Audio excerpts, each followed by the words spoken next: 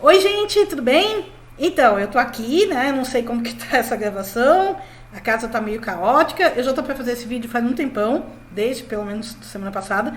Mas como a casa tá caindo aos pedaços, né? Vocês podem até ver que eu não tô fazendo no Screen, que eu sempre faço o vídeo no Screen, né? Mas vocês podem ir no meu blog, eu vou deixar o link pra lá, pra vocês verem como que tá horrível a minha casa, porque caiu uma parte do reboco do teto no Screen. Mas nesse vídeo eu vou falar sobre o Oscar, que é no domingo. Vou falar também do meu tradicional bolão do Oscar, do documentário da Petra, Democracia em Vertigem, que eu já falei, vou deixar o link também, né? Porque eu já falei extensamente, acho que faz uns 6 meses. E também de Era Uma Vez em Hollywood, o filme Tarantino, que eu acho que eu nunca falei, não escrevi sobre ele e muita gente me pergunta. Então, vamos lá. Por onde começar? O Oscar, como vocês sabem, é no domingo, dia 9 de fevereiro, à noite. Eu ainda não sei por onde que eu vou assistir, porque eu não tenho TV a cabo, mas a gente dá um jeito. E eu acho bem interessante como o clima do Oscar vai mudando. Porque, por exemplo, até, sei lá, uns 10 dias atrás, tudo indicava que o favorito para melhor filme fosse Era Uma Vez em Hollywood. E agora parece que foi para 1917. Então, 1917 não foi indicado para melhor montagem. E isso é importante, porque, em geral, pelas estatísticas, o melhor filme geralmente é indicado para melhor diretor e melhor montagem e muitas vezes melhor roteiro também, ou adaptado ou original. Então é muito raro um filme que não foi indicado a uma dessas categorias ganhar o Oscar, né? Mas nos últimos anos tem acontecido e também eu escrevi sobre isso quando as indicações saíram mês passado. Mas também eu não tinha visto 1917, que eu vi depois e gostei bastante. Apesar de eu estar meio cansada de filmes de guerra, mas é bom. E por que ele não foi indicado a melhor montagem? Porque o pessoal achou que, por ele ser um longo plano sequência, ele não tem montagem, o que é um absurdo, né? Claro que é para fazer parecer que ele não tem montagem, mas não dá para fazer um longo plano de sequência assim, dessa magnitude, sem uns cortes, né? Então, é só que os cortes são imperceptíveis. Mas, assim, Birdman, né, que eu acho um ótimo filme também, e que ganhou alguns anos atrás, também não tinha sido indicado a montagem, também era um longo plano de sequência, e acabou ganhando o melhor filme. Então, né, isso daí não é tão decisivo. Então, pro Oscar desse ano, de 2020, as estatuetas de atuação estão bem definidas, acho que não tem muita surpresa, né? Tem amplos favoritos, que são Joaquin Phoenix, a Renée Zellweger, Brad Pitt e Laura Dern, né? Mas essas são só 4 estatuetas, né? E as outras, né? E tem mais um monte. Tem muita coisa muito difícil de acertar num bolão do Oscar. Por exemplo, diretor. Quem vai ganhar? Diretor. O Sam Mendes, né? Que já ganhou para Beleza Americana, e que é o diretor de 1917. O Tarantino, que já ganhou Oscar de roteiro e talvez ganhe de novo esse ano, mas nunca ganhou Oscar de melhor diretor. O Scorsese, que já ganhou, né? Eu acho, sinceramente, que o irlandês não vai ganhar quase nada. Eu não sei se vai ganhar alguma coisa. Não que eu não gosto do irlandês, eu gosto do filme, mas eu não acho que é o melhor filme do Scorsese e não acho que é o melhor filme dele sobre máfia, mas enfim. Ou o Bong Joon-ho, eu não sei pronunciar o nome dele, né? Mas que é o diretor de Parasita, o sul-coreano. Ele tem chances também, viu? Parasita está muito bem cotado, inclusive até para melhor filme. É muito difícil porque um filme que não seja falado em inglês nunca ganhou melhor filme. Parasita é favorito para filme estrangeiro, que agora virou filme não falado em inglês, né? Eu acho. Mas não é favorito a melhor filme, mas está bem cotado. E aí um que eu deixei de fora é o Todd Phillips, né, do Coringa. Ele também tinha dirigido Se Beber Não Case, que é uma comédia, né, que eu não gostei nada. Tem sequências também que eu nem vi. E ele Ele tem umas colocações bem ridículas, né? O pessoal parece que não gosta muito dele. Mas ele disse que é muito difícil fazer comédia hoje em dia, porque todo mundo se ofende com alguma coisa, né? Então aquele negócio de politicamente correto é tão chato, sabe? E aí o Taika Waititi, que é o diretor de Jojo Rabbit, ele leu essa entrevista e respondeu no Twitter, haha, ele é engraçado. Porque o Taika interpreta Hitler no filme que ele escreveu e dirigiu, né, que é o Jojo Rabbit, que eu gostei muito, em que um menino alemão nazista, né, tem Hitler como seu amigo imaginário. Então vamos falar sobre ofender pessoas, né? Mas essa é uma categoria difícil, né, de melhor diretor. Roteiro original também, muito difícil. Qualquer um dos 5 pode ganhar. Pode ganhar Uma Vez em Hollywood, porque é do Tarantino. Parasita tá muito bem cotado. Entre Facas e Segredos, na verdade, eu comecei a ver. Eu achei tão chato, não tenho mais paciência para esse tipo de filme, não. Não gostei. História de Casamento é muito bom e seria uma chance também de dar um prêmio pro diretor, né, que é o Noah Baumbach, que é o diretor e o roteirista. 1917, por ser o favorito agora, um pouquinho favorito ao melhor filme, talvez possa ganhar melhor roteiro original. Então tá bem complicada essa categoria. Roteiro adaptado tem o Irlandês, tem o Jojo Rabbit, que ganhou o BAFTA, né, o prêmio britânico agora, que foi o último dos grandes prêmios. Tem o Adoráveis Mulheres, que pode ganhar por causa da Greta Gerwig, né, que é a diretora, e muita gente achou injusto que ela não foi indicada a diretora, né. Tem o Coringa, tem o Dois Papas também, então realmente não tem exatamente um favorito nessa categoria. Animação também, super difícil, né? Tem o Toy Story 4, tem o Klaus, tem o Missing Link, né? É bem difícil. Meu gatinho tá aqui vendo o que eu tô fazendo. Montagem, muito difícil também. Como eu falei, essa categoria é muito importante no Oscar, né? Porque ela é praticamente a essência do cinema. O que é o cinema sem a montagem, sem a edição? Então, pode ser Ford versus Ferrari, pode ser Parasita, pode ser o Irlandês, né, que tem a Thelma Schumacher, que é a editora, né? Como que fala isso? É editora, né? A que faz a edição, né? De todos os filmes do Scorsese, faz muitas décadas. Efeitos especiais também é uma categoria muito difícil. Por exemplo, o Rei Leão, né? Eu não vi esses filmes, não. Ganhou o prêmio da categoria, né, de efeitos especiais. Tem o Irlandês, tem 1917, que ganhou o BAFTA. Tem os Vingadores, Vingadores, né, que ganhou o Critics' Choice Awards. Então, realmente, pode ser qualquer um, muito difícil também. Figurino, olha só, figurino, né? Tem Adoráveis Mulheres, tem o Jojo Rabbit, tem Era Uma Vez em Hollywood, muito difícil também. Fotografia também, tem o 1917, tem o Irlandês, tem um que se chama Lighthouse, não sei o nome em português.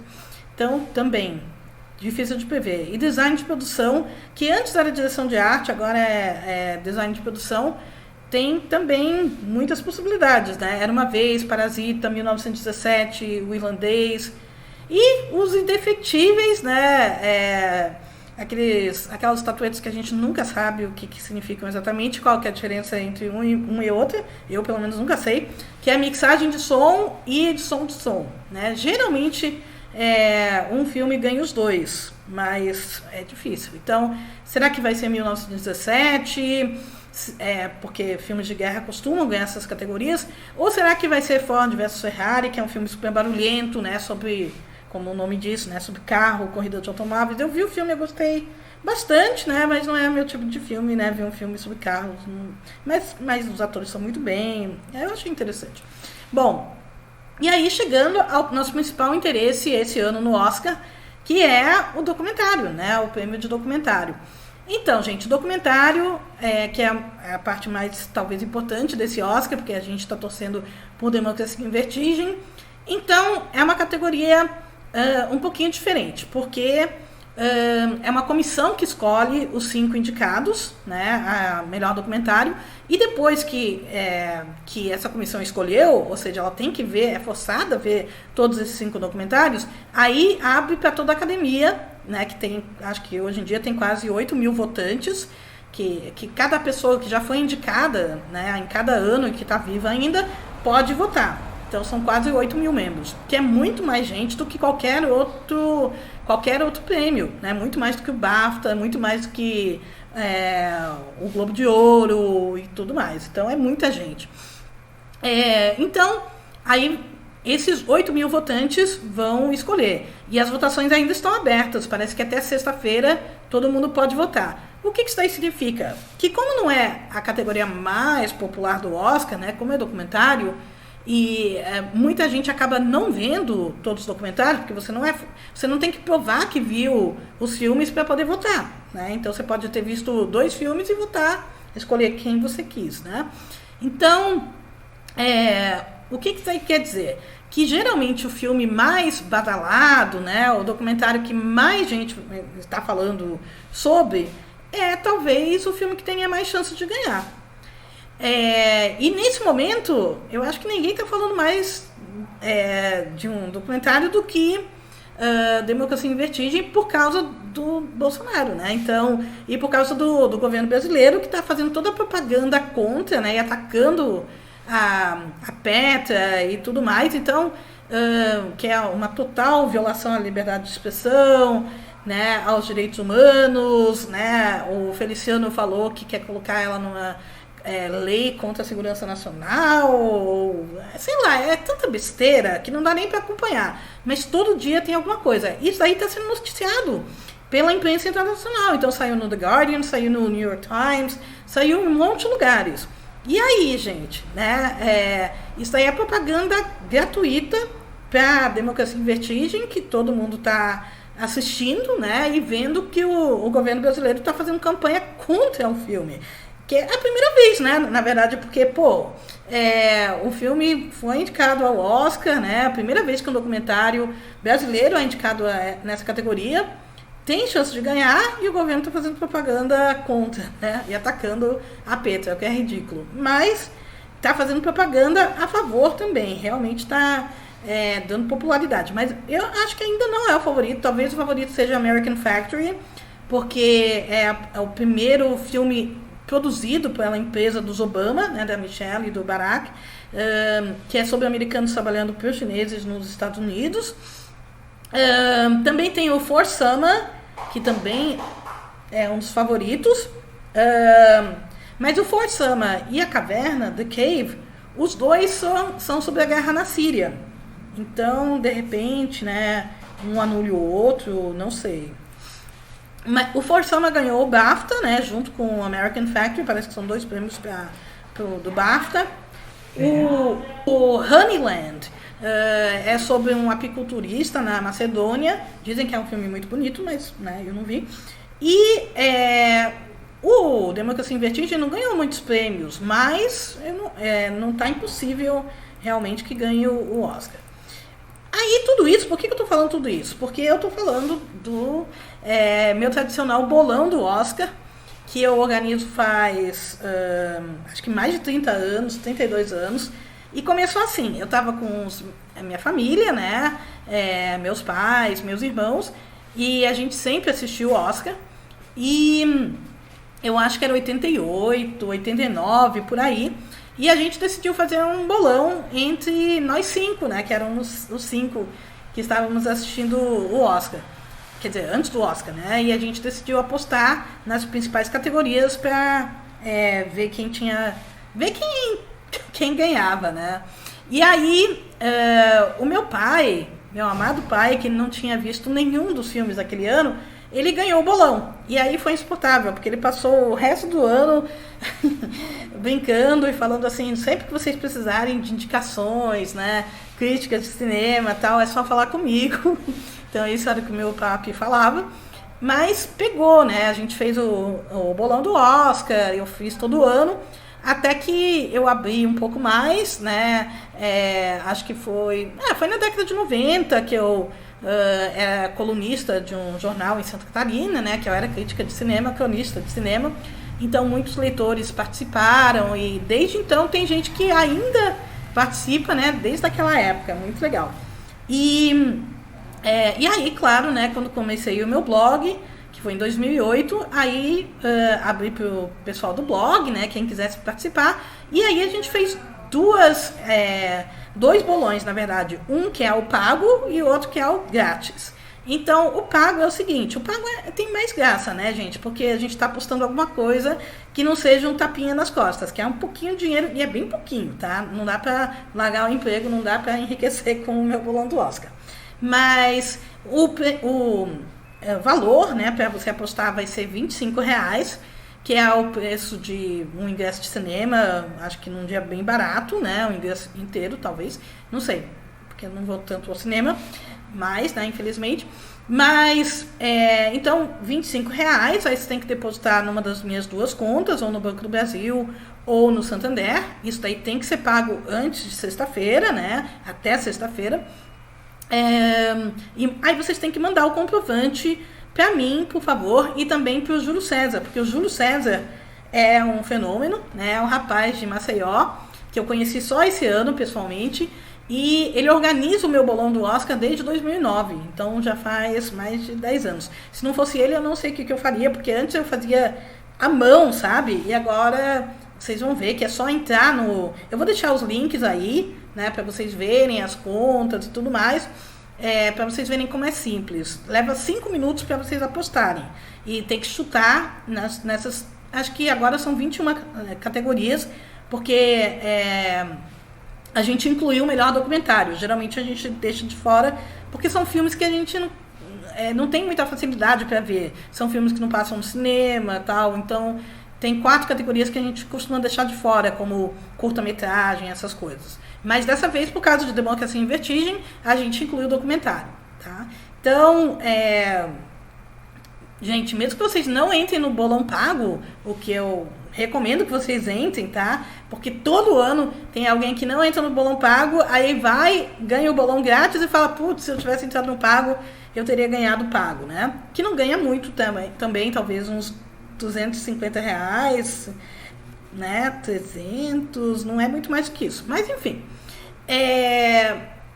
E aí, para falar um pouquinho de Era Uma Vez em Hollywood, né? Que eu ainda não escrevi, não falei nada sobre isso. Eu vi 2 vezes, na verdade. Eu vi uma vez no cinema, quando foi lançado, que eu estava com muita vontade de ver. E depois, agora, mais recentemente, no computador. E eu sou muito, muito fã do Tarantino, né? Eu realmente adoro o Taranta, mas eu não gostei muito dos últimos 2 filmes que ele fez, né? O Django Livre e Os Oito Odiados. Eu gostei de Era Uma Vez, mas muito menos que esse outro filme revisionista, né, que a gente pode chamar assim, que é o Bastardos Inglórios. Bastardos Inglórios eu considero uma obra-prima, acho um grande filme, né, e Era Uma Vez em Hollywood eu não diria isso. Tem muitas cenas, eu acho, né, em Era Uma Vez em Hollywood, que são meio intermináveis, que não funcionam direito, roteiro também não está bem amarrado. E assim, a marca registrada do Taranta, que muita gente acha que é a violência, muita gente acha que é a impecável trilha sonora, né, que ele sempre escolhe, mas na verdade a marca registrada dele são os diálogos, né, são diálogos formidáveis, e isso eu não senti em Era Uma Vez. O melhor diálogo foi o do personagem do Leonardo DiCaprio com a menininha, a Trudy, né, acho que esse é o nome dela. Então esse foi o melhor diálogo, mas por exemplo, aquelas cenas do personagem do DiCaprio com o personagem do Al Pacino, acho que foram bem fraquinhas. Eu sei que é uma introdução, uma exposição do personagem, né? Mas mesmo assim, eu não gostei muito, né? E muita gente me pergunta também se eu achei o filme misógino. Então eu vou falar o que eu pensei, e aqui tem alguns spoilers, né? Pra quem ainda não viu o filme. Então, eu achei o filme um pouco misógino, deixa um gosto meio... amargo, eu acho, apesar do final feliz e tudo, né, de ser um filme. Eu fico imaginando quem não conhece a história, né, quem não sabe de nada do Charles Manson, da Sharon Tate e tal, eu espero que as pessoas procurem saber o que aconteceu, né? Não passem a achar que, sei lá, Era Uma Vez é um documentário, mas enfim. Mas o personagem da Sharon Tate, né, interpretada pela Margot Robbie, ela mal tem diálogos. Isso daí é muito criticado, né? Porque é ruim, né? Uma personagem que é uma das 3 protagonistas, né? E ela praticamente não fala. A sua presença é muito importante. Ela tem uma presença irradiante, né, em cena, eu acho. Sem falar que ela tá muito parecida com a Sharon Tate de verdade. Aquela cena dela e das 2 cantoras do Mamas and the Papas, né? Entrando na mansão Playboy, diz muito sobre aquele momento dos anos 60 nos Estados Unidos, né? Então é bem interessante. Mas, assim, a maior parte do público, e eu acho que o filme tá feito para isso, é pra gente empatizar mais com o personagem do Brad Pitt, né? Que é um dublê e tal, né? E que é um possível feminicida. A gente, na verdade, não sabe se ele matou ou não a ex. O Tarantula foi bem inteligente em não explicitar isso, porque talvez a gente não empatizasse com ele se ele realmente tivesse assassinado a ex por acidente ou não, né? Mas essa cena não é mostrada, é só sugerida, então a gente não sabe. Assim como aquela outra cena, que é uma outra cena muito polêmica, aquela em que ele e o Bruce Lee lutam, né? E aí ele ganha. Muita gente achou um absurdo, porque afinal não tem a menor chance, né, de um dublê, né, cinquentão, um dublê mais em fim de carreira, se bem que ele está rememorando, então a gente não sabe exatamente quantos anos ele tem quando ele filmou essa cena, mas ganhar do Bruce Lee não é muito confiável. Mas, ao mesmo tempo, a gente tem que lembrar que isso daí é uma memória do personagem do Brad Pitt. É a memória dele, a narrativa dele, o flashback dele. Ele pode estar mentindo também, ele pode estar fantasiando, né? Mas eu gosto muito daquela cena. Pra mim, é a cena mais engraçada, né? Eu adoro quando o personagem do Bruce Lee, né, fala assim, ele não estava ganhando de mim, né? E aí mostra o carro que tá meio arrebentado, eu gosto muito. E tem o final também do Era Uma Vez, que é super violento. Eu li uma crítica de um site de direita, eu acho que era o National Review, e o crítico de lá, né, que é um reaço asqueroso, ele disse que a cena mais agradável e prazerosa de 2019 foi ver uma hippie tendo o seu rosto deformado e outra hippie sendo tostada, né? Então, isso é o que a direita gostaria de fazer com os hippies. É impressionante, né? Porque esse crítico odeia hippies, né? Note que ele não odeia, assim, o Charles Manson, ele não odeia, né? Ele odeia os hippies, como se os hippies pudessem ser representados por aquela seita do Charles Manson, né? E o personagem do DiCaprio também odeia hippies, ele fala isso aí pelo menos 2 vezes. Mas, assim, na verdade, né, pra quem não sabe a história, a comunidade do Charles Manson tem muito mais a ver com uma seita do que com hippies, na verdade. Eles eram hippies, né, mas eles estão muito mais próximos às comunidades de extrema-direita de hoje, aquelas que nos Estados Unidos vivem isoladas, cultuam armas, cultuam a Bíblia, né, aí muitas vezes tem atrito com o governo federal, porque eles sonham em derrubar o governo também.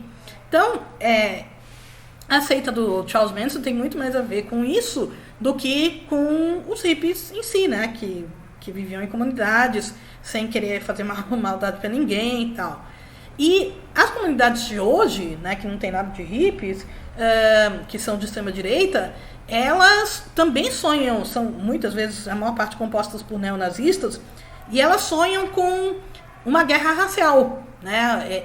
E muitas vezes eles fazem o possível para provocar uma guerra racial, uma guerra de brancos contra negros, que era justamente o que o Manson fazia, né? Ele diz que ele provocou, ele fez os discípulos, né, e discípulos dele matarem essas pessoas, principalmente a Sharon Tate e os amigos, que ele nem sabia que existiam, né? Porque ele achava que era a casa do Terry Melcher, que era um produtor de música, e o Manson era um músico frustrado, né? Enfim, mas ele fez isso para justamente iniciar uma guerra racial. E E vocês devem se lembrar também, né, assim, para quem conhece a história, que o Manson, no julgamento dele, que foi muito midiático, né, naquela época, ele tatuou uma suástica na testa, né, e na década de 80 ele fundou, junto com um neonazista, um partido, né, um partido político nojento, né, neonazista, de extrema-direita, chamado a Ordem Universal. Então, assim, para quem acha que nazismo é de esquerda, né, que essas coisas que a gente só vê na internet, eu tenho um desafio para você. O desafio é, vai até o neonazista e diga pro cara, né, que ele é um esquerdopata e que o Hitler era o maior comuna. Quero ver, assim, né, o que o neonazista diz. Mas não fica muito tempo perto, assim, porque ninguém, né, acredita que o nazismo é de esquerda. Bom, gente, esse vídeo já está longo demais, então eu vou parando por aqui. Até porque o Silvinho tem que sair, eu não sei nem ligar, nem desligar, mas eu sei desligar. Bom, eu nem sei se está gravando, para falar a verdade, espero que sim, porque eu não estou com vontade de gravar de novo. E, por favor, gente, entrem no bolão do Oscar, mesmo que vocês não queiram entrar no pago, o que eu acho que vocês devem entrar, mas no bolão grátis, gente, dá 5 minutos, vocês entram, clicam lá, fazem as suas apostas e fica super legal, porque aí